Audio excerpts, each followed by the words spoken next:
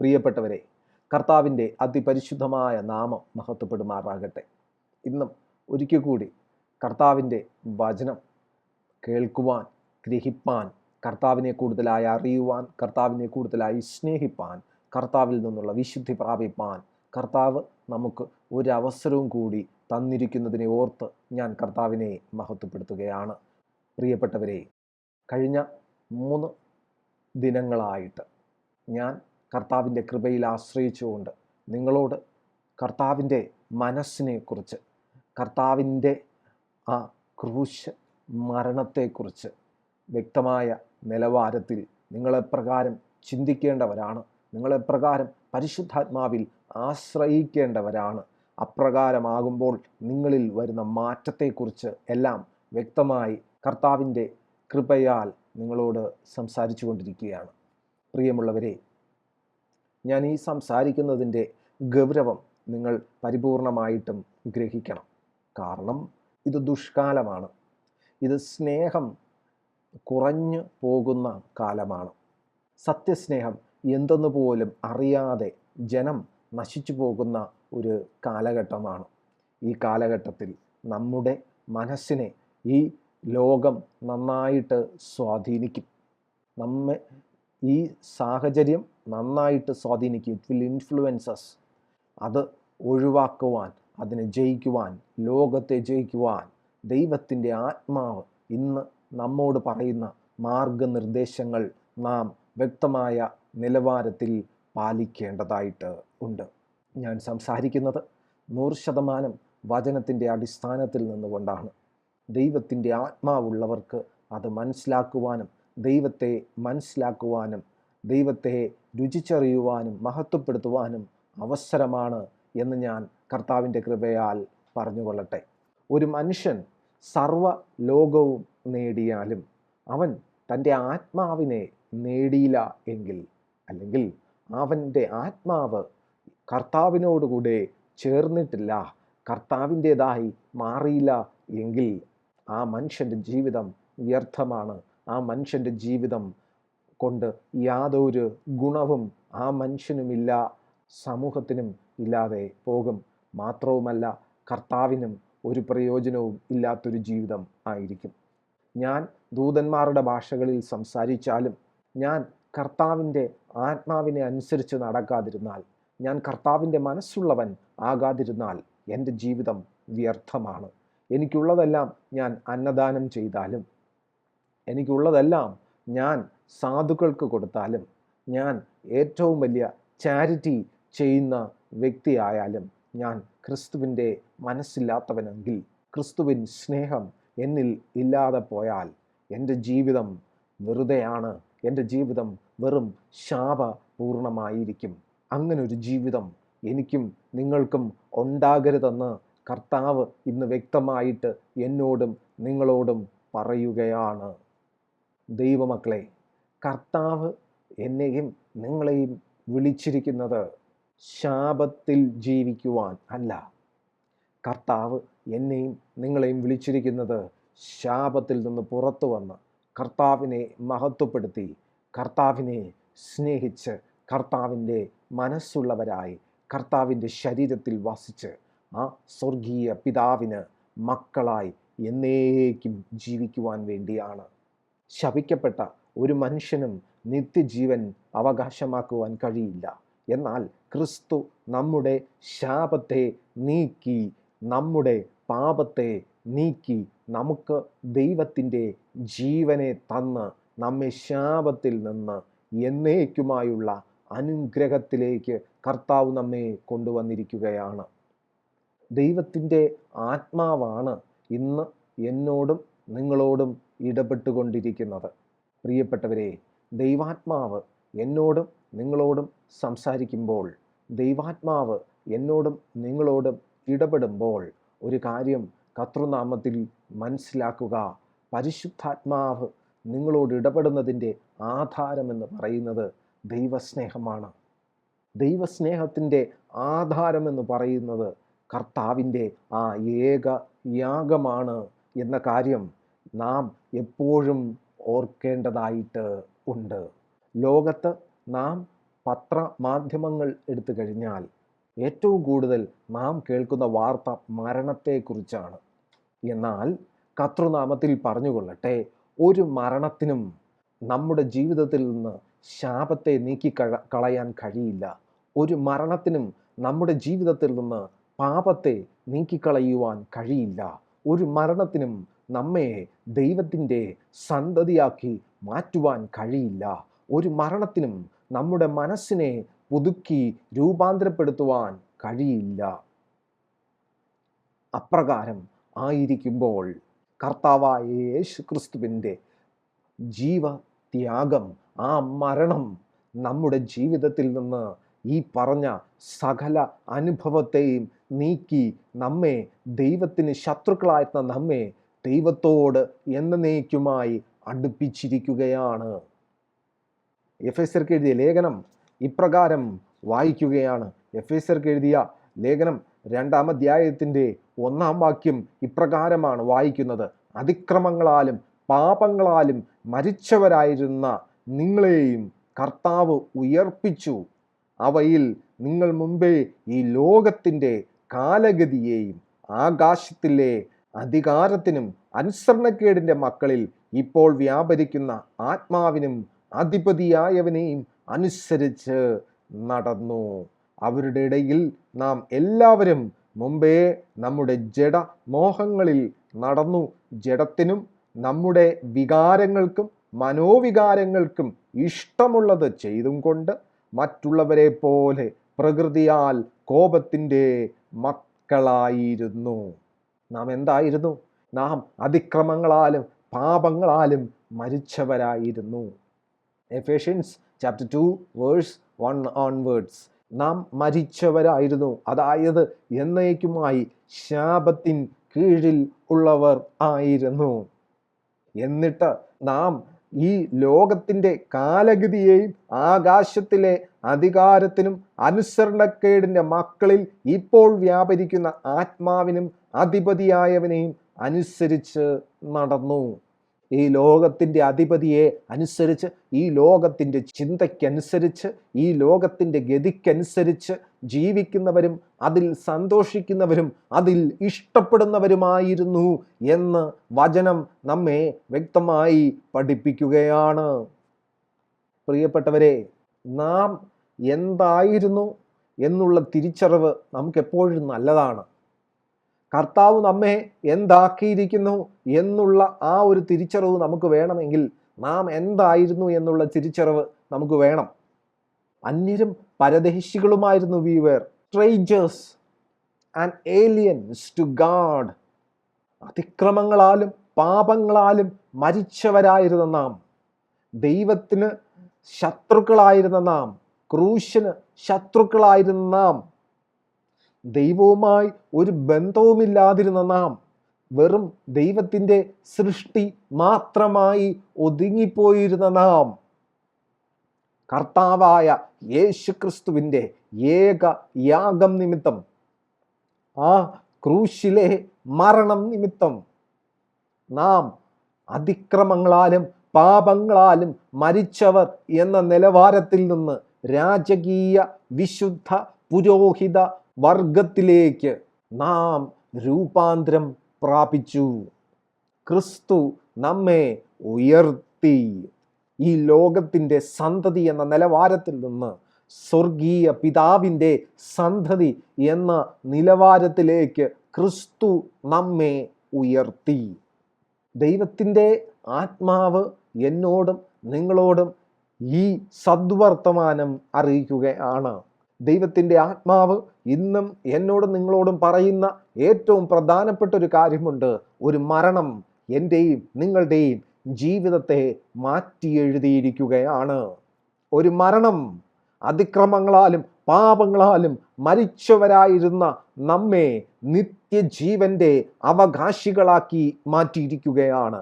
ഒരു മരണം നമ്മെ ശാപഗ്രഹസ്ഥർ എന്ന ആ ഒരു അനുഭവത്തിൽ നിന്ന്, ആ ഒരു ജീവിതത്തിൽ നിന്ന് ശാപമില്ലാത്ത ഒരു ജീവിതത്തിലേക്ക് കൊണ്ട് വന്നിരിക്കുകയാണ്. ഒരു കാര്യം കർത്തൃനാമത്തിൽ ഞാൻ വ്യക്തമായിട്ട് പറയാം. നിങ്ങൾക്ക് ശാപം ഇല്ല എന്ന തിരിച്ചറിവ് നിങ്ങൾക്ക് വരണമെങ്കിൽ നിങ്ങൾക്ക് ക്രിസ്തുവിൻ്റെ ചിന്ത എന്തെന്ന് നിങ്ങൾക്ക് മനസ്സിലാക്കാൻ ദൈവത്തിൻ്റെ ആത്മാവ് സഹായിച്ചേ പറ്റൂ. നിങ്ങളുടെ ജീവിതം എപ്രകാരമുള്ളതായിരുന്നു? നിങ്ങളുടെ ജീവിതം ഇപ്പോൾ എപ്രകാരമുള്ളത് എന്ന ആ ഒരു സത്യം തിരിച്ചറിയുവാൻ നിങ്ങളുടെ ആത്മകണ്ണ് തുറക്കേണ്ടതായിട്ടുണ്ട്. നിങ്ങളുടെ കണ്ണ് ഇന്നും മൂടപ്പെട്ടിരിക്കുന്നു എങ്കിൽ, അതായത് നിങ്ങളിപ്പോഴും നിങ്ങളുടെ സർക്കംസ്റ്റാൻസസ്, നിങ്ങളുടെ സാഹചര്യങ്ങൾ, നിങ്ങളും വ്യക്തികളുമായിട്ടുള്ള ബന്ധം, നിങ്ങളോട് മറ്റു പലരും പറയുന്ന വാക്കുകൾ, നിങ്ങളെ അത് സ്വാധീനിക്കുന്ന നിലവാരം, ഇതെല്ലാം കർത്താവിൻ്റെ കൃപയാൽ നിങ്ങളെ അത് എത്രത്തോളം സ്വാധീനിക്കുന്നുണ്ട്, നിങ്ങൾ ആ വാക്കുകൾക്ക്, ആ പ്രവൃത്തികൾക്ക്, ആ ചിന്തകൾക്കെല്ലാം നിങ്ങൾ എത്രത്തോളം പ്രാധാന്യം കൊടുക്കുന്നുണ്ട്, അത്രത്തോളം നിങ്ങളിൽ കർത്താവിൻ്റെ പ്രവൃത്തി കുറഞ്ഞിരിക്കും. ഞാൻ ഇന്നലെ പറഞ്ഞ കാര്യം തന്നെ ഞാൻ ഇന്ന് വീണ്ടും പറയുകയാണ്. You and me are entitled to renew our mind in Jesus name. ഞാനും നിങ്ങളും നമ്മുടെ മനസ്സ് പുതുക്കി രൂപാന്തരപ്പെടുവാൻ ബാധ്യസ്ഥരാണ്. ലോകത്തെ ഏറ്റവും വലിയ യുദ്ധം നടന്നത് ഭൂമിയിലെ ഏതെങ്കിലും ഒരു ജോഗ്രഫിക്കൽ ഏരിയയിലല്ല, ഭൂമിയിലെ ഏതെങ്കിലും ഒരു സ്ഥലത്തല്ല, മറിച്ച് ലോകത്തെ ഏറ്റവും വലിയ യുദ്ധം നടന്നുകൊണ്ടിരിക്കുന്നത് ഓരോരുത്തരുടെയും മനസ്സിലാണ്. There is a battle going on in our minds. നമ്മുടെ എല്ലാവരുടെയും മനസ്സുകളിൽ ഓരോ യുദ്ധം നടന്നുകൊണ്ടിരിക്കുകയാണ്. ഓരോ ഇമാജിനേഷൻസ് നമ്മെ ക്യാപ്ചർ ചെയ്യുവാൻ നോക്കിക്കൊണ്ടിരിക്കുകയാണ്. നമ്മുടെ ഓരോ ചിന്തകൾ നമ്മുടെ ജീവിതത്തെ വളരെ അഡ്വേഴ്സായിട്ട് തന്നെ സ്വാധീനിക്കുന്നുണ്ട്. ദൈവത്തിൻ്റെ ആത്മാവ് വ്യക്തമായി പറയുകയാണ്, ദൈവാത്മാവിൽ ആശ്രയിച്ചുകൊണ്ട് ക്രിസ്തുവിൻ്റെ ചിന്ത എന്തെന്ന് അറിയുവാൻ ആഗ്രഹിക്കുന്ന, ഉത്സാഹിക്കുന്ന ഏവരും ദുഷ്ടന്റെ കണികളിൽ നിന്ന് അകന്നിരിക്കും. അവർ ദുഷ്ടന്റെ തന്ത്രത്തിൽ അകപ്പെടുകയില്ല. ഇത് വാക്കാ. എനിക്ക് ഒത്തിരി പേരെ അറിയാം. അവർ വളരെയധികം ഉപവസിക്കും, പ്രാർത്ഥിക്കും. ആത്മീകമായിട്ട് നിലനിൽക്കാൻ എന്തെല്ലാം അഭ്യാസങ്ങളുണ്ടോ അതെല്ലാം അവർ ചെയ്യും. പക്ഷേ ഇതെല്ലാം കഴിയുമ്പോൾ അവരുടെ ജീവിതത്തിലേക്ക് തിരിഞ്ഞു നോക്കുമ്പോൾ അവർ പഴയ മനുഷ്യന് അവസരം കൊടുക്കുന്നു. അവർ പഴയ മനുഷ്യൻ്റെ സ്വഭാവത്തിനും ചിന്തയ്ക്കും ഈ ലോകത്തിൻ്റെ ഗതിക്കും അനുസരിച്ച് അവർ മുൻപോട്ട് പോകുന്നതും നമുക്ക് കാണാൻ കഴിയും. പ്രിയപ്പെട്ടവരെ, ഈ കാലഘട്ടം നിങ്ങൾ മനസ്സിലാക്കണം. ഈ കാലഘട്ടം ഞാൻ നേരത്തെ പറഞ്ഞതുപോലെ സ്നേഹം ഇല്ലാതെ പോകുന്ന കാലഘട്ടമാണ്. സ്നേഹം കുറഞ്ഞു പോകുന്ന കാലഘട്ടമാണ്. ഈ കാലഘട്ടത്തെക്കുറിച്ച് കർത്താവ് വ്യക്തമാക്കിയിട്ടുമുണ്ട്. അമ്മയപ്പന്മാർ മക്കളെ കൊല്ലുവാൻ കൊടുക്കും, മക്കൾ അമ്മയപ്പന്മാരെ കൊല്ലുവാൻ കൊടുക്കും, സഹോദരങ്ങൾ സഹോദരങ്ങൾക്കെതിരെയായിട്ട് എഴുന്നേൽക്കും. ഏവരും അവരവരുടെ കാര്യങ്ങൾ മാത്രം നോക്കുന്ന, ചിന്തിക്കാനുള്ള ശേഷി പോലും നഷ്ടപ്പെട്ടു പോകുന്ന ഒരു കാലഘട്ടമാണ്. ചിന്തിക്കാനുള്ള ശേഷി നഷ്ടപ്പെട്ടു പോകുന്ന ഈ കാലഘട്ടത്തിൽ ദൈവത്തിൻ്റെ ആത്മാവ് പറയുകയാണ്, നീ നശിച്ചു പോകണ്ട, നീ ഈ ലോകത്തിൻ്റെ ഗതിക്കനുസരിച്ച് പോകണ്ട, നീ ദൈവത്തിൻ്റെ ശത്രുവായി ഇന്നും നിൽക്കണ്ട. ദൈവം ഇന്ന് ദൂരസ്ഥനല്ല, ദൈവം ഇന്ന് സമീപസ്ഥനുമല്ല, ദൈവം ഇന്ന് നമ്മുടെ ഉള്ളിൽ വസിക്കുകയാണ്.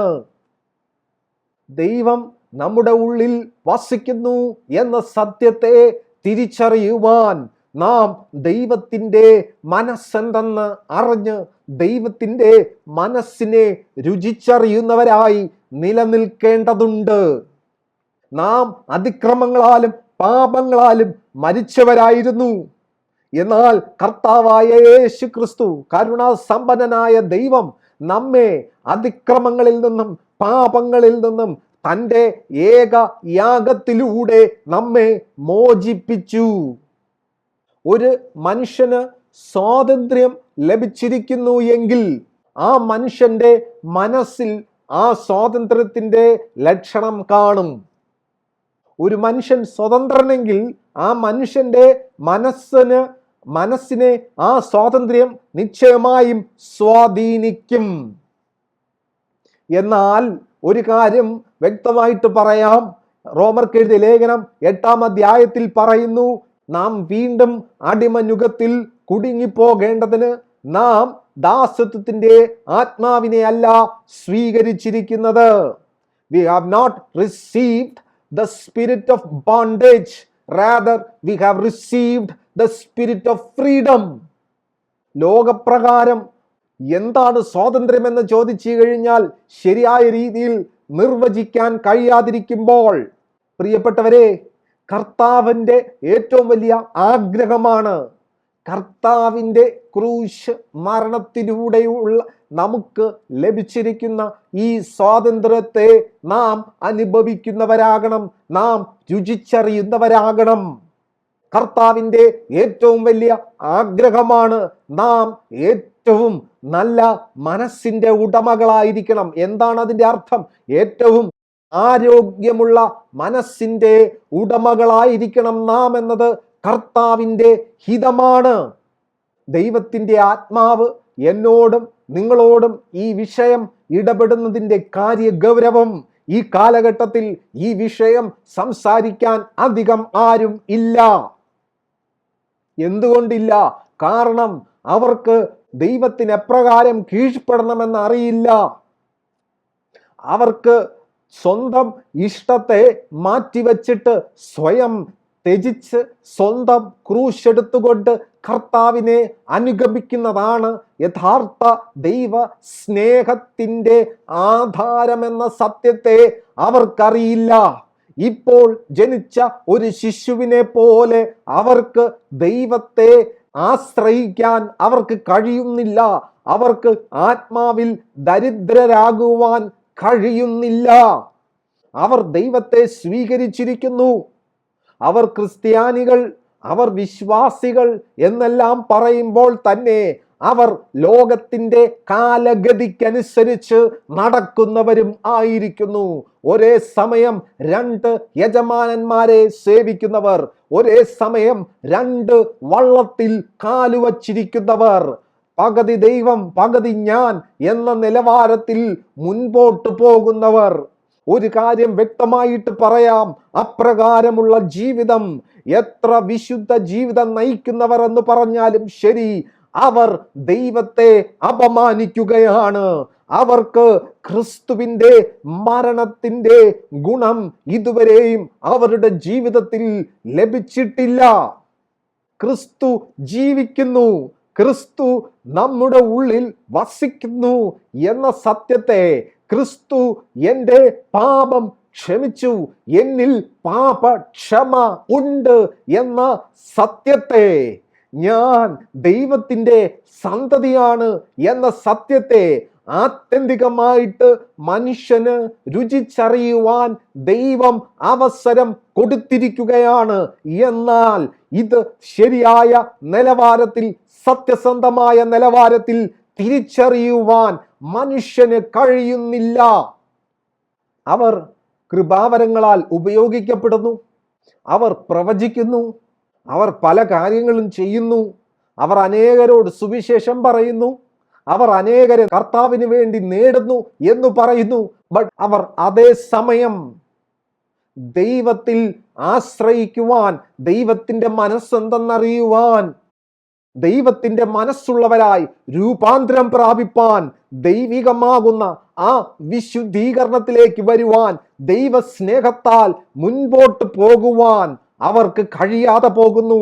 അവർ തകർന്നു പോകുന്നു. പ്രിയപ്പെട്ടവരെ, ഈ ഒരു സാഹചര്യം നമ്മിൽ നിന്ന് ഒഴിഞ്ഞു പോകണമെന്ന് ദൈവത്തിൻ്റെ ആത്മാവ് ആഗ്രഹിക്കുകയാണ്. പല പ്രിയപ്പെട്ടവരുടെയും ചിന്തയാണ്, എനിക്ക് എൻ്റെ പഴയ മനുഷ്യനെ ഒന്ന് മാറ്റാൻ കഴിയുന്നില്ല. താങ്കളിൽ നിന്ന് പഴയ മനുഷ്യൻ മാറിപ്പോകണമെങ്കിൽ താങ്കൾ പുതിയ മനുഷ്യനെ പരിപൂർണമായും ധരിക്കേണ്ടതുണ്ട്. ഒരേ സമയം രണ്ടിടത്തും കൂടി നിൽക്കുമ്പോൾ എങ്ങനെ പുതിയതിന് പ്രാധാന്യം ലഭിക്കും? പ്രിയപ്പെട്ടവരെ, ദൈവത്തിൻ്റെ ആത്മാവാണ് ഇന്ന് എന്നോടും നിങ്ങളോടും വ്യക്തമായിട്ട് ഇടപെട്ടുകൊണ്ടിരിക്കുന്നത്. ദൈവത്തിൻ്റെ ആത്മാവ് എന്നോടും നിങ്ങളോടും വ്യക്തമായിട്ട് സംസാരിക്കുന്നത് ഗ്രഹിപ്പാൻ ദൈവാത്മാവിൽ ശരണപ്പെടുന്നവൻ ഭാഗ്യവാൻ. നിങ്ങൾ ക്രിസ്തുവിൻ്റെ മനസ്സുള്ളവരായി വളർന്നു വരുന്നവരാണ് എങ്കിൽ നിങ്ങളെ യാതൊന്നിനും, ഈ ലോകത്തിലെ ഒന്നിനും നിങ്ങളെ ക്രിസ്തുവിൻ സ്നേഹത്തിൽ നിന്ന്, ക്രിസ്തുവിൽ നിന്ന് വേർപിരിക്കാൻ കഴിയില്ല. ദൈവാത്മാവിൻ്റെ സ്വാതന്ത്ര്യം രുചിച്ചറിഞ്ഞ വ്യക്തി, ക്രിസ്തുവിൽ വസിക്കുന്ന വ്യക്തി, ക്രിസ്തുവിൻ്റെ ആത്മാവിനെ അനുസരിച്ച് നടക്കുന്ന വ്യക്തി സ്വയം ത്യജിച്ച് സ്വന്തം മനസ്സിനോ സ്വന്തം ചിന്തയ്ക്കോ പ്രാധാന്യം കൊടുക്കാതെ ദൈവത്തിൻ്റെ ചിന്തയ്ക്കും ദൈവത്തിൻ്റെ ആത്മാവിനും ദൈവത്തിൻ്റെ വചനത്തിനും പ്രാധാന്യം കൊടുത്ത് ആ പ്രാധാന്യം കൊടുക്കുവാൻ തക്കവണ്ണം സ്വയം അഭ്യസിച്ച് ദൈവാത്മാവിൽ ശരണപ്പെട്ട് മുൻപോട്ട് പോകുന്ന വ്യക്തിയെ ക്രിസ്തുവിൻ സ്നേഹത്തിൽ നിന്ന്, ക്രിസ്തുവിൽ നിന്ന് ഒരിക്കലും ആർക്കും വേർപിരിക്കാൻ കഴിയില്ല. ആ വ്യക്തിയുടെ മുൻപിൽ 1000 പേര് വീണുപോകും, ആ വ്യക്തിയുടെ വലതുവശത്ത് 10,000 പേര് വീണുപോകും. പക്ഷേ ഒന്നും ആ വ്യക്തിയെ ബാധിക്കില്ല, ആ വ്യക്തിയുടെ അടുത്ത് വരില്ല. ഒരു കാര്യം ഞാൻ വ്യക്തമായിട്ട് പറയാം, വളരെ പ്രാധാന്യമുള്ളൊരു കാര്യമാണ്. ഒരു വ്യക്തി കർത്താവിനെ സ്വീകരിച്ചു, ഒരു വ്യക്തി മാനസാന്തരപ്പെട്ടു. മാനസാന്തരം എന്നാൽ തന്നെ എന്താണ്? മനസ്സിന്റെ മാറ്റമാണ്. ഇവിടെ മനസ്സിന്റെ മാറ്റം നടക്കുന്നുണ്ടോ? ഇല്ല. മനസ്സിന്റെ മാറ്റം നടക്കണമെന്നാണ് ഞാൻ നിങ്ങളോട് സംസാരിച്ചു കൊണ്ടിരിക്കുന്നത്. എന്നാൽ ഒരു വ്യക്തി കർത്താവിനെ സ്വീകരിച്ച് മുൻപോട്ട് പോവുകയാണ്, പക്ഷേ ആ വ്യക്തിയുടെ മനസ്സിൽ രൂപാന്തരം വരുന്നില്ല എങ്കിൽ ആ വ്യക്തിയുടെ മാനസാന്തരത്തെ സംശയിക്കേണ്ടതായിട്ടുണ്ട്. ഞാൻ പറഞ്ഞു വരുന്നതിൻ്റെ അർത്ഥം എന്ത് എന്ന് വെച്ചാൽ, ഒരു വ്യക്തി ക്രിസ്തുവിനെ സ്വീകരിച്ചിരിക്കുന്നോ ഇല്ലയോ എന്നത് ആ വ്യക്തിയുടെ ഫ്രൂട്ട് അല്ലെങ്കിൽ ആ വ്യക്തിയിൽ നിന്ന് വരുന്ന പ്രവർത്തികളാൽ നമുക്ക് തിരിച്ചറിയാൻ കഴിയും. ഒന്നാമതായിട്ട് ഒരു വ്യക്തി ക്രിസ്തുവിനെ സ്വീകരിച്ചോ ഇല്ലയോ എന്ന് നമുക്ക് തിരിച്ചറിയാൻ കഴിയുന്നത് ആ വ്യക്തിയുടെ മനസ്സ് ക്രിസ്തുവിന്റെ മനസ്സായി രൂപാന്തരപ്പെട്ടോ ഇല്ലയോ എന്നത് അനുസരിച്ചാണ്. മനസ്സ് ഒരു ഗൂഢമനുഷ്യനാണ്. മനസ്സിനെ നമുക്കാർക്കും തിരിച്ചറിയാൻ കഴിയുന്ന രീതിയിലല്ല. എന്നാൽ ആരെല്ലാം ക്രിസ്തുവിന്റെ ആത്മാവിൽ ആശ്രയിക്കുന്നുണ്ടോ, ആരെല്ലാം ക്രിസ്തുവിനോടുകൂടെ ചേർന്നിരിക്കാൻ ക്രിസ്തുവിന്റെ ആത്മാവിൽ തന്നെ ആശ്രയിക്കുന്നുണ്ടോ, അവരെല്ലാം ക്രിസ്തുവിന്റെ ആത്മാവ് സഹായിക്കും. ദൈവത്തിൻ്റെ ആത്മാവ് എന്നോടും നിങ്ങളോടും വ്യക്തമായി പറയുകയാണ്, നിങ്ങൾ സത്യസന്ധമായി മാനസാന്തരപ്പെട്ട വ്യക്തിയാണ് എങ്കിൽ നിങ്ങളുടെ മനസ്സ് ക്രിസ്തുവിന്റെ മനസ്സായി രൂപാന്തരം പ്രാപിക്കും. നിങ്ങളുടെ മനസ്സ് ക്രിസ്തുവിന്റെ മനസ്സായി രൂപാന്തരം പ്രാപിക്കാത്തയിടത്ത് നിങ്ങൾ പരിപൂർണമായും ക്രിസ്തുവിൻ്റെതായി മാറിയിട്ടില്ല എന്ന സത്യത്തെ നിങ്ങൾ തിരിച്ചറിഞ്ഞ് അയ്യോ അങ്ങനെയാണോ എന്ന് പറഞ്ഞ് അവിടെ നിൽക്കാതെ നിങ്ങളുടെ ഓട്ടം സ്ഥിരതയോടെ ഓടുവാൻ ക്രിസ്തുവിനെ നോക്കിക്കൊണ്ട് ദൈവാത്മാവിൽ ആശ്രയിച്ചുകൊണ്ട് സ്വയം ത്യജിച്ചുകൊണ്ട് കർത്താവേ അങ്ങയുടെ മനസ്സെന്തെന്ന് എന്നെ പഠിപ്പിക്കണമേ, കർത്താവേ അങ്ങയെ സ്നേഹിക്കാൻ എന്നെ സഹായിക്കണമേ, കർത്താവേ അങ്ങയിൽ ആനന്ദിപ്പാൻ അങ്ങയെ മഹത്വപ്പെടുത്തുന്ന ഒരു അനുഭവത്തിലായിരിക്കാൻ എന്നെ സഹായിക്കണമേ എന്ന പ്രാർത്ഥനയോടുകൂടി ഏകദൃഷ്ടിയുള്ളവരായി കർത്താവിലായിരിക്ക, ക്രിസ്തുവിലായിരിക്ക. എന്നാൽ കർത്താവ് നിങ്ങളുടെ മുഖപ്രകാശ രക്ഷയായി നിങ്ങൾക്ക് വേണ്ടി നിങ്ങളുടെ ജീവിതത്തിൽ വെളിപ്പെടുന്നത് നിങ്ങൾക്ക് കാണുവാൻ കഴിയും. ദൈവത്തിൻ്റെ ആത്മാവാണ് എന്നോടും നിങ്ങളോടും സംസാരിക്കുന്നത്. യഥാർത്ഥ മാനസാന്തരം എന്ന് പറയുന്നത്, യഥാർത്ഥ ക്രിസ്തുവിൽ ഉള്ള വാസം എന്ന് പറയുന്നത് ഒരിക്കലും ബാഹികമായ പ്രകടനമല്ല. അതൊരിക്കലും അങ്ങനെയല്ല. അത് പക്വതയോടുകൂടിയ, തികഞ്ഞ ഗൗരവത്തോടുകൂടിയ, ദൈവസ്നേഹത്താൽ നിറയപ്പെട്ട, ക്രിസ്തുവിൻ്റെ ആത്മാവിനാൽ ക്രിസ്തുവിൻ്റെ മനസ്സുള്ളവരായി ക്രിസ്തുവിൽ ഉള്ള ദൈവിക ജീവിതമാണ്. അതപ്രകാരം തന്നെ ജീവിപ്പാൻ കർത്താവ് നമ്മെ സഹായിച്ചേ പറ്റൂ. അല്ലാതെ നമുക്ക് മുൻപോട്ട് പോകുവാൻ കഴിയില്ല. ദൈവത്തിൻ്റെ ആത്മാവ് നമ്മോട് സംസാരിക്കുന്നത് ശ്രദ്ധിക്കുക. നാം ആയിരിക്കുന്ന ജീവിത സാഹചര്യം നമ്മെ നമ്മുടെ ജീവിത സാഹചര്യത്തിൽ കെട്ടിയിടുകളയും. ചില സ്ഥലങ്ങളിലേക്കൊക്കെ യാത്ര ചെയ്യുമ്പോൾ നമുക്കൊരു കാര്യം കാണാൻ കഴിയും. ഈ കഴുതകളെയും മൃഗങ്ങളെയെല്ലാം അങ്ങ് പരസ്യമായിട്ട് തുറന്നു വിട്ടിരിക്കുന്നത് കാണാം. ചില ഫീൽഡുകളിലൊക്കെ ചില നിലങ്ങളിലെല്ലാം തുറന്നു വിട്ടിരിക്കുന്നത് കാണാം കർഷകർ. എന്നാൽ നമ്മൾ നോക്കുമ്പോൾ അത് വളരെ സ്വതന്ത്രമായി നടക്കുകയാണല്ലോ എന്ന് തോന്നും. എന്നാൽ അതിൻ്റെ കഴുത്തിൽ നിന്ന് അതിൻ്റെ കാലിലേക്ക് ഒരു കെട്ടിട്ടിരിക്കുന്നത് നമുക്ക് കാണാൻ കഴിയും. ഒരിടത്തും കെട്ടിയിടേണ്ട കാര്യമില്ല. കഴുത്തിൽ നിന്ന് കാലിലേക്ക് ഒരു കെട്ടിട്ടിരുന്നാൽ മതി. അതവിടെ നിൽക്കും. അത് വേറൊരിടത്തൊന്നും കൂടുതലൊന്നും പോകത്തില്ല. അത് ഓടിപ്പോകാൻ ശ്രമിച്ചാൽ തന്നെ അതിൻ്റെ ഉടമസ്ഥന് പെട്ടെന്ന് അതിനെ കൈക്കലാക്കാനും കഴിയും. അതുപോലെയാണ് പലരുടെയും ജീവിതം.